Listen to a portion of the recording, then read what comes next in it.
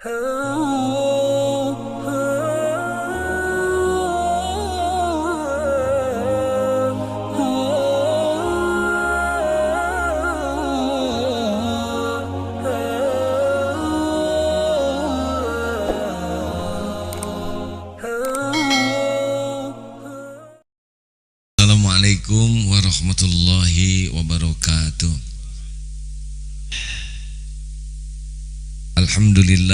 Alhamdulillahi rabbil alamin. Segala puji sempurna, utuh, tidak berbagi, hanya milik Allah subhanahu wa ta'ala. Kalaupun kita dipuji, pasti yang dipuji itu adalah karunia Allah. Bisa karunia yang Allah berikan, atau bisa juga diantaranya karena Allah menutupi aib dan dosa kita. Jadi jangan pernah megang kepada pujian. Pujian datang, serahkan kepada pemiliknya. Alhamdulillahi rabbil alamin. Allahumma salli ala sayyidina Muhammad wa ala alihi wa ashabihi ajma'in. Hadirin, tahukah salah satu yang menyebabkan kita sengsara adalah sibuk mencari kedudukan di hati makhluk. Ketika kita ingin berkedudukan di hati makhluk, kita jadi ingin dipuji dan takut dicaci oleh makhluk manusia. Ini menyengsarakan. Inilah yang membuat sebagian di antara kita melakukan perbuatan-perbuatan yang irasional, nyicil barang karena ingin dipuji orang, padahal yang muji belum tentu, padahal orang belum tentu muji. Kalaupun memuji, pasti tidak ikut bayar cicilannya, ya kan? Ini yang paling mengerikan, hadirin. Kita udah sengsara, cicilan tetap kita yang nanggung. Kenapa orang ngobrol? Dengar ini hadirin, ngobrol itu adalah sesuatu yang tidak mudah. Apalagi kalau sudah cerita tentang diri. Tentang diri, tentang keluarga, tentang pekerjaan, perusahaan, pendidikan, pengalaman. Itu kecenderungan tidak jujurnya menjadi besar. Hati-hati hadirin, silakan periksa ketika kita ngobrol. Kalau sudah menceritakan diri, saya, keluarga saya, anak saya, orang tua saya, bisnis saya, pendidikan saya, pengalaman saya, itu ada kecenderungan ditambah-tambah, dibesar-besarkan, dibagus-baguskan, direkayasa supaya kelihatan kita ini pintar, berkelas, berpengalaman, berjasa, terus saja. Jadi kecenderungannya tuh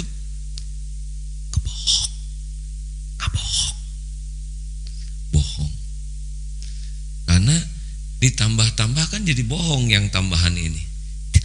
Diada-adakan, dan tidak hanya dalam prestasi, di dalam sakit juga, di dalam letih itu ada kemungkinan bohong.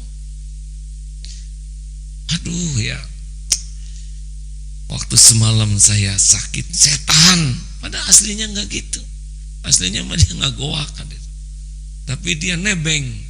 Kenapa dalam penderitaan saja bohong? Termasuk urusan rumah tangga. Bagaimana ya, Pak, saya ingin konsultasi tentang suami saya. Itu kezolimannya tuh, udah. Seakan-akan suami ini zolim dari awal sampai akhir. Dan dirinya tuh tidak punya salah sama sekali. Kalau dengar orang konsultasi, itu 100% kesalahan itu milik orang lain, dan 100% kebenaran milik dirinya sendiri. Saya tuh sudah memuliakan suami saya, tapi dia selalu berpaling dari saya.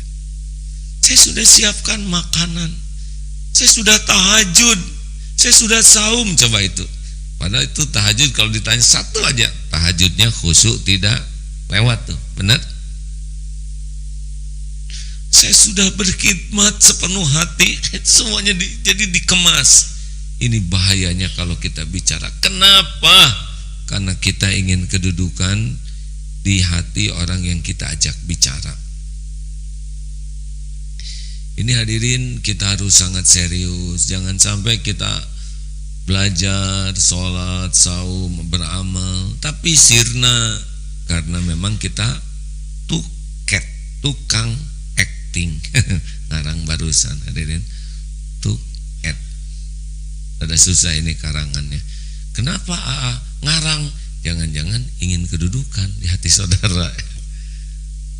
Hati-hati hadirin, kita harus lebih waspada dalam ngobrol saja dulu ya. Makanya hindari sekuat tenaga membicarakan diri, anak, keluarga, apapun yang berkaitan dengan diri. Kalaupun memang harus cerita tentang diri, dijaga betul, jangan sampai jadi dosa selama ngobrol tuh.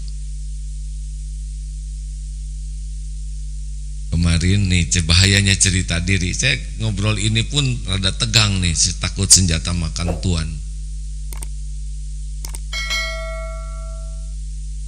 Pulang dari Solo ke Bandung, naik pesawat jam 7.25. Karena sudah waktunya tidur lah, naik pesawat kan waktunya istirahat. Sebisa-bisanya si zikir, ngaji, tidur. Tiba-tiba terbangun di atas suara apa ini? Suara keras dan tapi karena ngantuk, nah tidur lagi. Lambat laun terdengar pengumuman untuk persiapan mendarat ya. Biasa prosedur, jendela buka, kursi ditegakkan, periksa, ikat pengaman, lihat keluar. Ya Allah, gersang, kon panas gersang. Kenapa Husein jadi kayak gini? Lapangan terbang Husein kan saya rada hafal. Kenapa jadi banyak sawah kering di Husein? Perasaan gak ada sawah di sekitar Husein ini. Perumahan. Makin lama makin mana, kenapa Husein jadi beda? Saya pikir ternyata hadirin mendaratnya di Solo lagi. Loh, kok Solo lagi? Saya tanya Ali, kenapa kita salah mendarat? Bukan salah mendarat, pesawatnya ada kerusakan. Alhamdulillah saya tidak tahu itu pesawat rusak, jadi tenang. Yang kasihan itu yang tahu, tegang aja katanya sepanjang jalan. Efeknya wirid semakin kuat.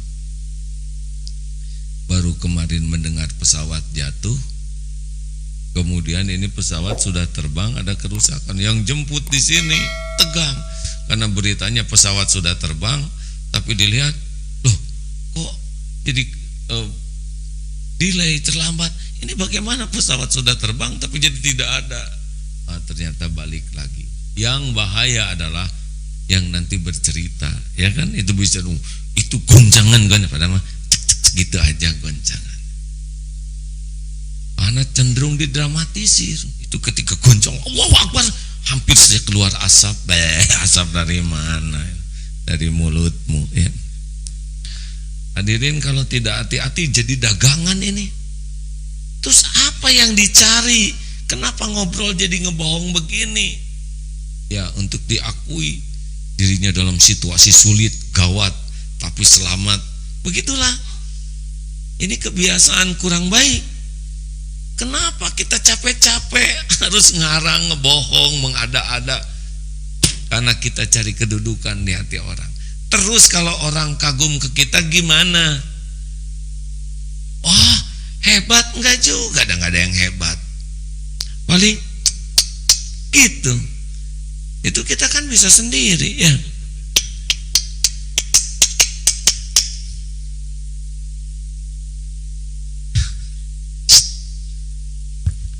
Bu, Ibu nanti kalau pas ngaca gitu ya, lagi ngaca, lagi dandan, sambil pakai lipstik, itu naonan gitu. Ini teh apa-apaan, bibir sampai dilewek-lewek begini. Ini saya laki, tidak pernah pakai lipstik ya. Tapi boleh juga ibu kalau lagi pakai lipstick nanya, ya tidak apa-apa, nambah kerja. Belum lagi pot-pot alis, kenapa? Apa yang kurang dari alis ini? Belum lagi kalau pakai bulu mata palsu, ngapain? Saya pakai kepalsuan begini sampai berotot mata saya. Kan bulu mata palsu itu seperti barbel, Bu. Tiap kedip. Jadi nanti di sini ada kemungkinan berotot. Maaf, saya nggak mau ikut campur ke ibu-ibu ya. Cuma kalau lagi dandan khusyuk gitu sambil mikir ini saya cari apa dari dandanan ini kan? Nggak ada karang, ditotolin karang palsu. Hidung supaya kelihatan mancung, di pinggirnya pakai hitam-hitam dikit, tengahnya pakai putih ya. Tapi dah tiap orang tahu kan pas dilihat dari pinggir Jadi apa? Nah ini punten hadirin ya, saya mohon maaf kalau ada yang tersinggung dari ucapan ini. Tapi kita harus belajar mikir apa sih yang saya cari dari ingin kelihatan hebat, ingin kelihatan keren. Kenapa saya harus nyicil HP bagus? Untuk apa? Untuk kelihatan kaya, untuk kelihatan keren. Kenapa saya harus pinjam jaket teman? Terus tanya itu pada diri itu hadirin. Karena inilah yang membuat kita nggak bisa fokus ke Allah, karena fokus kepada penilaian makhluk. Coba potret di status, kenapa harus pasang potret yang zaman dulu, yang lagi manis-manisnya? Kenapa nanti pas ketemu, kok beda Bu wajahnya? Itu zaman saya dulu. Kan ini kebohongan publik hadirin. Kalau pakai potret zaman dulu harus pakai tahun di bawahnya. Ini 20 tahun yang lalu. Saya juga suka malu Pak kalau diundang ceramah gitu. Ternyata panitia masang posternya potret Agim zaman dulu. Jangan nyiksa panitia, ini kan saya jadi kelihatan tua. Tapi udahlah, terima aja. Jelas nih hadirin, ini maaf saya ingin menceritakan sesuatu yang suka tersembunyi di hati kita, tapi ini biang derita. Kita tuh ingin kelihatan keren, ingin kelihatan pintar, ingin kelihatan kaya, ingin kelihatan berjasa, ingin kelihatan berkelas, ingin kelihatan, kita tuh ingin kelihatan lebih dari kenyataan. Ini tercapek hidup kayak gini tuh capek. Dan yang paling bahaya itu ingin kelihatan soleh, ingin kelihatan solehah, ingin kelihatan mulia. Ini sudah lebih buruk lagi. Masih mending kalau wanita ingin kelihatan cantik karena fitrahnya. Kalau laki-laki ingin kelihatan cantik menyalahi fitrah. Bolehkah Bu wanita ingin kelihatan cantik? Nih ada ibu-ibu, boleh tidak Bu? Jawab atuh Bu. Yang keras bolehkah? Untuk siapa? Yang keras siapa? Suami. Suami siapa? Jawab. Ayo, langsung pada lihat kiri kanan. Nih para suami ini jadi saksi, ya kan? Cik mana Pak? Kalau pantesan mana eta istri pada waktu keluar rumah atau di dalam? Keluar rumah menikah salon ke undangan, mana istri mau ketemu suami ke salon dulu ya? Justru kamu ke undangan dandan stakar kebek, pulang dari undangan buka bagian kelek, bagian katanya begitu. Ibu monitor keke. Pak terima Pak, memang nasib Bapak begitu. Sampai di mana tadi teh ya? Nah inilah yang ini mah hari ini mah ceramah ringan saja, tafakur. Kenapa kita harus mati-matian nyicil mobil yang sebetulnya kita tidak perlu? Ada yang kelihatan punya motor bagus, padahal nggak perlu amat, dah dekat dan jarang dipakai. Kenapa harus mati-matian punya mobil? Perlukah mobil ini?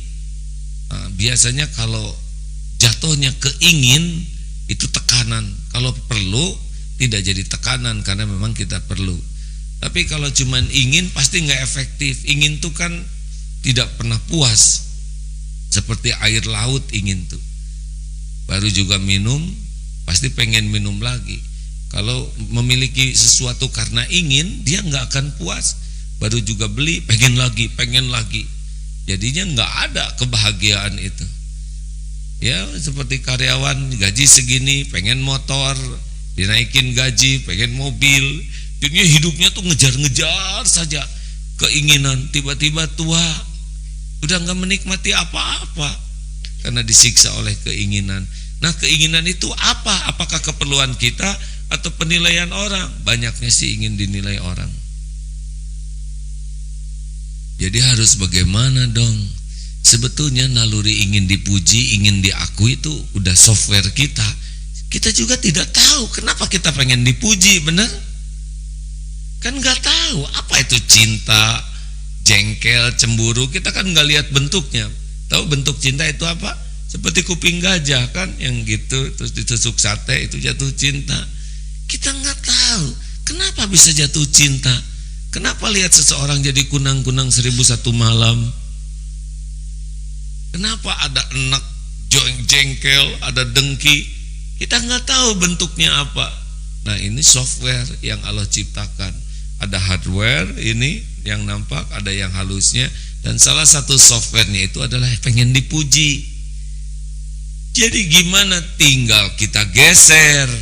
Pengen dipuji makhluk atau pengen dipuji Allah, pengen berkedudukan di sisi makhluk, pengen berkedudukan di sisi Allah, pengen dicintai makhluk, pengen dicintai Allah. Ini sebetulnya yang membuat bahagia dan sengsara. Kalau bergeser ke manusia, judulnya NTA, nelangsa tiada akhir. Atau dengan NTA. Kalau geser ke Allah,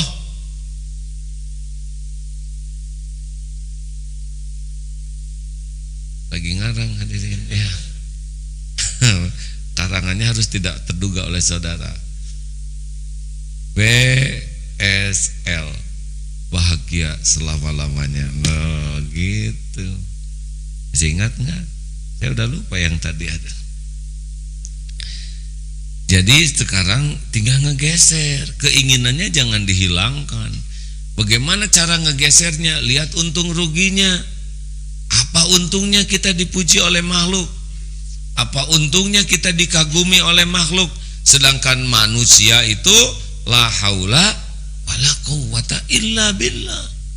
Kalau kita pengen dicintai makhluk, pengen dipuji, pengen dikagumi, nah si makhluk sendiri ini juga tidak punya apa-apa kecuali Allah yang titipkan, tidak punya daya kecuali Allah yang menguatkan, tidak punya rezeki kecuali Allah yang nitipkan, tidak punya ilmu kecuali Allah yang ngasih. Jadi kalaupun kita bersandar ke ini, kalau Allah tidak takdirkan, tidak datang tuh. Kita ngarap-ngarap dicintai. Sedang si dia yang kita ngarap-ngarap cinta ke kita tuh oleh Allah dikasih cinta ke teman kita. Kan nyesek hadirin. Kita ingin diberi padahal Allah tidak menghendaki kita diberi lewat dia. Nggak ada, nggak akan ketemu. Kita pengen dipuji tapi Allah tidak menggerakkan lisan dia memuji kita, sakit nih hati. Kan dia tuh baru bisa manfaat dengan izin Allah. Kalaupun takdirnya ada, oleh Allah ditakdirkan dia memuji, hilang pahala kita, betul? Kalaupun ditakdirkan dia memberi, kita jadi bersandar menuhankan dia. Makanya lewat nih. Tapi kalau kita pengen dipuji Allah, pengen disayang Allah, pengen berkedudukan di sisi Allah, pengen dicintai Allah, itu yang benar, Paul.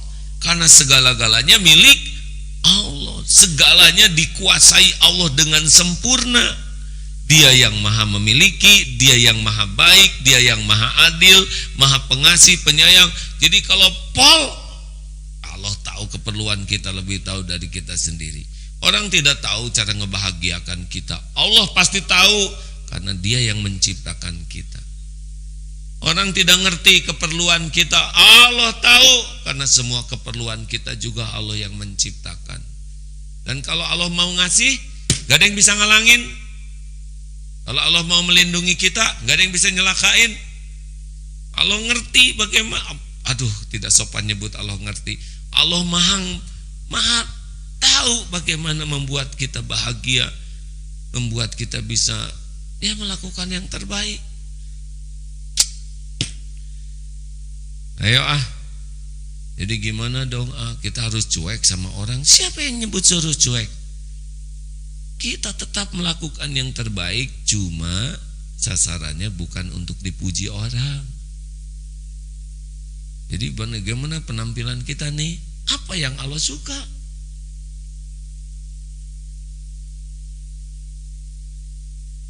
Shh. Nah, berarti ada yang bunyi ya. Ya begitulah. Jadi kita PDLT, perbaiki diri dan lakukan yang terbaik. Tapi ya sudah, tidak usah ngadap-ngadap orang tahu. Sekarang orang tahu, orang tidak tahu, sama aja. Allah pasti tahu. Kalau orang ingin dipuji makhluk, pasti dia hanya berbuat kalau orang tahu, orang lihat. Padahal orang lihat, orang gak lihat, Allah lihat. Betul kan? Orang muji, orang gak muji ya sama saja. Karena mulut orang kan tidak berefek sama sekali kepada ketentuan Allah. Sekarang orang muji luar biasa gitu, wah hebat, luar biasa. Terus jadi gimana? Sedang yang ngebagikan karunia adalah Allah. Apakah bertambah karunia dari Allah itu? Belum tentu. Ya kan? Sekarang dihina oleh orang. Apakah jadi berkurang apa yang Allah berikan ke kita? Enggak. Allah mau ngasih, kasih aja. Tidak ada pengaruh mulut orang bagi Allah Subhanahu wa ta'ala. Tuhan kita kan bukan mulut orang. Tuhan kita kan bukan orang. Allah Subhanahu wa ta'ala. Enak tidak nih begini? Teori mah enak hadirin. Praktek beda lagi. Kalau teori itu paling tinggi kepaham. Kalau untuk bisa, ini kaplingnya mujahadah. Dan ada yang paham ilbar, tapi sing sabar atuh, innallaha ma'asobirin nyaho sia aing mah latagdob. Jangan marah-marah. Jangan seperti dia tuh, kerjanya ngomongin orang lain. Gibah itu haram. Gitu hadirin. Baca surat Al-Hujurat ayat 12, pakai ta otakna. Tong sok ngahina batur. Gitu hadirin. Jadi saat yang sama terlengkap ya, dalil dan bukti kengacauannya. Ini serius hadirin. Kalau paham kan tahu, kalau tahu mendengar, kalau paham itu belajar. Tapi kalau bisa ini hanya dengan riadoh, dengan melatih diri. Jadi kalau dengar seperti ini jangan geus lah sabar nggak bisa langsung sabar, karena bersabar itu harus pakai latihan. Ikhlas itu latihan, tawakal itu latihan. Nah, siapa yang paling banyak latihannya, inilah yang paling banyak diberi oleh Allah Subhanahu wa ta'ala. Walladzina jahadu fina lanahdiyannahum subulana. Biasanya yang agak ketinggalan ini mujahadahnya. Kalau ilmu mah bisa banyak, kaplingnya kan beda. Kapling otaknya juga beda. Tahu push up? Tahu push up? Itu kan tidak cukup. Orang push up tekniknya begini. Tapi kalau dia nggak push up tetap nggak jadi.